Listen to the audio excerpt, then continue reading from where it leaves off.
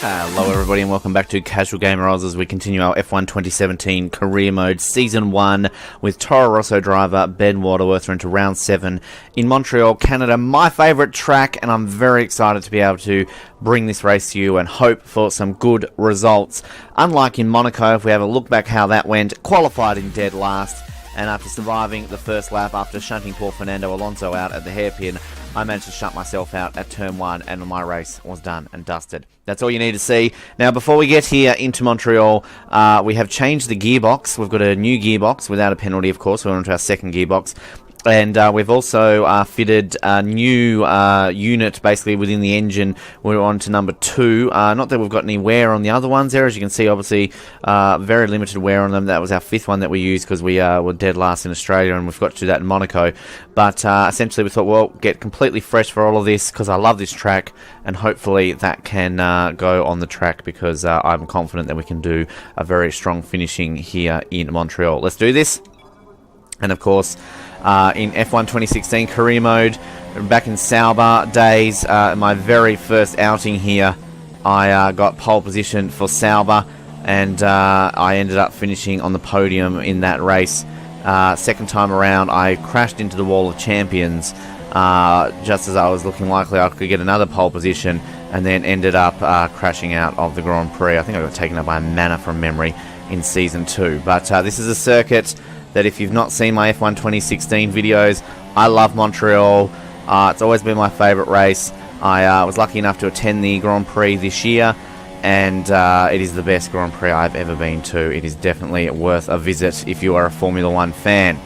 Now, the pace is non-existent on this Toro Rosso, it has to be said, and it looks like I won't be able to repeat my F1 2016 heroics by getting a pole position, but we're going to try our darndest here to see if we can at least get a top 10. And we're going to go up here into the DRS zone. Of course, the final little chicane, you can always sneakily maybe gain a position or two, but you've got to do it right. I didn't do that right in my second career mode, and that's how I end up in the Wall of Champions. Let's see how I can do this here. We cut there, cut there. Now they're going to let me keep the time. I think they will. I'm in 5th at the moment. Cross it. 5th. Nice job. Thank you, Jeff. I'll take that. And again, you get a bit sneaky there at that final corner. But my best qualifying so far here in F1 2017, and I will gladly take that, very much so. And once again, I do love this circuit. So let's see if I can love it into a potential race high. My previous high, of course, here in F1 2017 is that of 6th place. Let's see how I can do on race day. And that race day begins now. As I whack my microphone, apparently. Now, yeah, as I said, got second here on my very first F1 2016 career mode you would watch in one of my older videos, and a DNF last time around. But 5th place on the grid, my highest grid position for Toro Rosso, only finishing the points once, and I'm 4 from 6 in terms of race finishes this year, and should have gotten points in the ones that I all finished, but we obviously have seen how that goes. Now, get some resource points up to 261. I got a warning from from Chris. I'm going to lose my rivalry here, I think. He's beaten me 30 out of 30. Yeah, oh well. Yeah, Chris basically telling me that we need to work on the car more. Well, obviously I'm not doing the practice session, so I'm not getting as much resource points as I probably could. But as you see here, Red Bull, Williams, Force India, Renault and Haas all took notice of my qualifying session. So they're getting a bit of a sniff around me. So yeah, there we go. I'm thinking for next season, I'm thinking I'll stick with Toro Rosso unless I get a... I might be a bit stingy. I might hold out for a Red Bull drive. That's who I want to go to next. I want to get that advancement in the car, the senior team. Obviously, the goal one day will be to set a dynasty with Ferrari. But I'll try and be a bit stable with Toro Rosso, perhaps. Unless we feel like a switch to a Force India or a Williams might do us. Maybe a Renault. But, you know, I kind of feel that we can be okay here with Toro Rosso. We've got a dry race here in Canada. Let's have a look at the grid and see how we're faring for this Canadian Grand Prix. So the Ferraris on the front of that. No, Hamilton and Bottas. There we go. Mercedes get their first pole for the season. Ferrari relegated to 3rd and 4th. You're going to see a familiar face here in 5th. Great result for Toro as we out-qualify the senior team. Ricciardo in 6th, Verstappen in 7th, Massa 8th, Perez 9th, Ocon 10th, Grosjean 11th, Hulkenberg there in 12th, Magnussen 13th, my teammate way down in 14th, sucked in. Lance Stroll, the hometown hero, 15th, Palmer 16th, Alonso in 17th, Van Dorn 18th, and surprise, surprise, Verline in 19th, Ericsson in 20th. Let's do this, folks. I'm feeling lucky today. I'm feeling lucky. Let's get a podium. Let's try out for the podium here in Montreal. And we are underway in Canada. Decent start here. I've got a good run here on Sebastian Vettel, which I can take him up into turn 1. If I just go across there. Oh, I've cut across the chicane there. That's not a chicane. The first corner. You know what I'm talking about. As I just get shoved out of it slightly by Vettel. And that was my own fault heading into turn 1. I got a little bit brave and too brave there, and I nearly got taken out by the Red Bull there heading into the chicane. That was a chicane, Ben, and what looked like a good start sadly did not turn out to be one, and currently that means that I'm falling back from this top 4 and I will be defending myself from the senior team behind me. So, not what I wanted to start like, but we've still got plenty of time. We're not going to switch it up to rich mode or anything just yet. Obviously, we've got the new power unit, new gearbox, new everything attached to this Grand Prix, just for a little bit of an advantage, it seems, and maybe that helped us there in 5th place. But power-wise, this Renault engine in the back of the Toro Rosso cannot compete with the top 4 at this stage, but it should be a slight little dampener for our senior team behind us. But at the moment, Ricciardo not catching me now. We can gain a little bit here, but obviously we don't want to. We're going to get a warning for that. Now, it's not going to be like that, obviously, in qualifying. If I keep doing that, I'll end up getting a penalty. So, I won't be able to do that too many more times, I would assume. And the last thing I want is a penalty. I think the only time I've gotten a penalty so far was in Australia, wasn't it? And that kind of was a moot point because I was that far ahead of last place that it kind of cancelled it out. Alright, getting a bit more pace here. Seems, and I set a fastest middle sector there. Sorry, opening sector. Ricciardo's still right on my butt. Danny Rick, of course, who won his very first Grand Prix at this circuit back in 2014, so he does like it around here in Montreal. And doesn't look like I'm going to take my first F1 2017 win.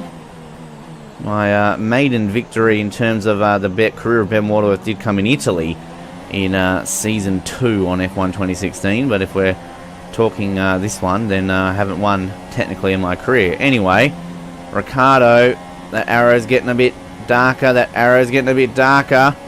should be able to cover him off here into the last section of the race. I won't cut the corner this time around because I don't want to risk a penalty, and DRS will become enabled right about now. Thank you, Jeffrey.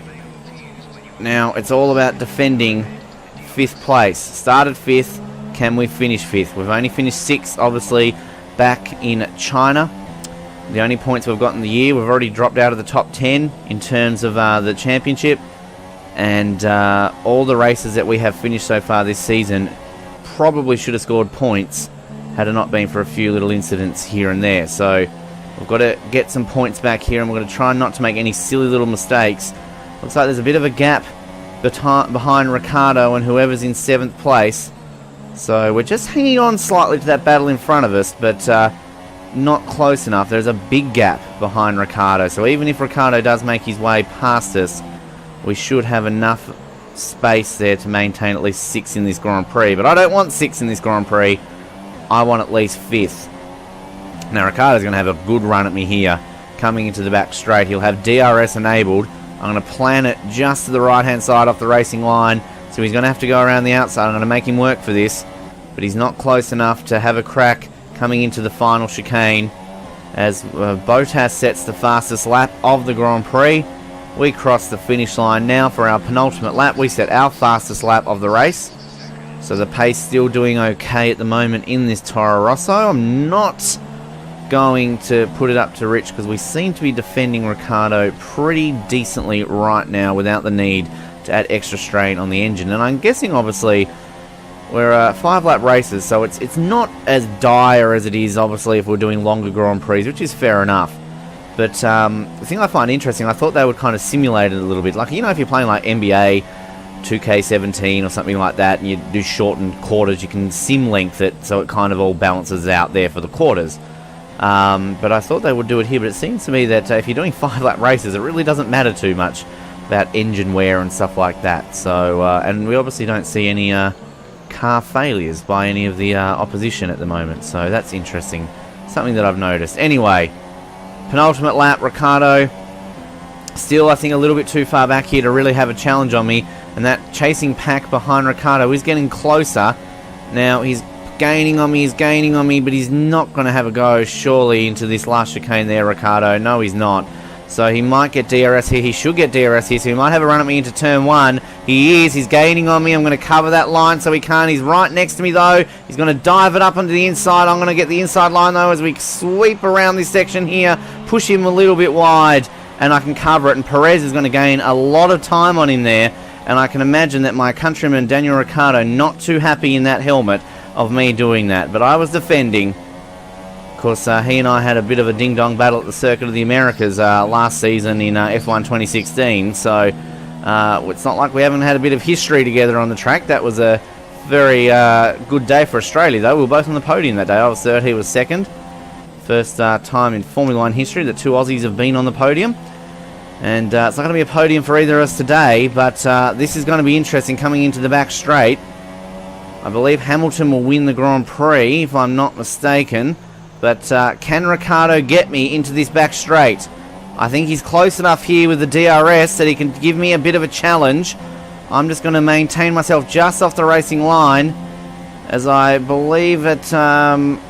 has Hamilton already crossed the finish line? Oh no, I'm looking at the thing a little bit too early. Now he has. Hamilton wins the Grand Prix, and I'm going to hold on to get 5th place. I'm happy with that. We'll take it. 5th position in Montreal. Okay, good job, mate. Really well done. That was a fantastic drive. Thank you, Jeffrey. Started 5th, finished 5th, and we get some more points. So, obviously not as high as we would like to be, but you got to take these results when you can get them, particularly when you head into Azerbaijan next, and generally probably not going to do too well there. So Mercedes get a much-earned win, and one that they needed. Just going to take a look at the replay here just to see how turn 1 went for me, because it looked as though I'd made some positions, but I then feel that running a little bit too deep into that first turn cost me some time. Now, if you look here, I do get ahead of at least one front there. Just cost me time, which enabled me to go side by side with Vettel. I bang wheels with him. That cost me a little bit more time. I get shoved back slightly, and then I never really was in the hunt, and I was defending myself from Ricciardo, who got ahead of me, but then I just cut across him there, and just cut across him again. So my battle with the Red Bulls was more of the story of my race rather than me challenging the top 4. So, the top 4, having said that, Hamilton wins. Raikkonen did get ahead of Bottas, though, to get second. Good for his championship.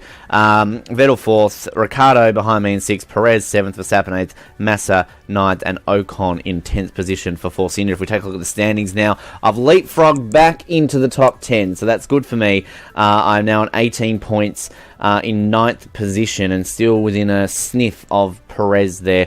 But Raikkonen leading the championship now by 10 points over Lewis Hamilton. Vettel drops down to 3rd. Bottas, Ricciardo, Verstappen, Massa, Perez, myself, Grosjean. And in the Constructors, we edge a bit of a gap over Haas with those points, and also close the gap a little bit there to Force India. Ferrari still winning by 30 points over Mercedes, Red Bull, Williams, Haas, Renault, and McLaren Sauber yet to score. We will be back for Azerbaijan, Baku, probably another DNF coming up, but we'll try our darndest there. In the meantime, like, subscribe, comment, you know how it all works, and we look forward to bringing you more content here on F1 2017 on Casual Gamer Oz. Good night.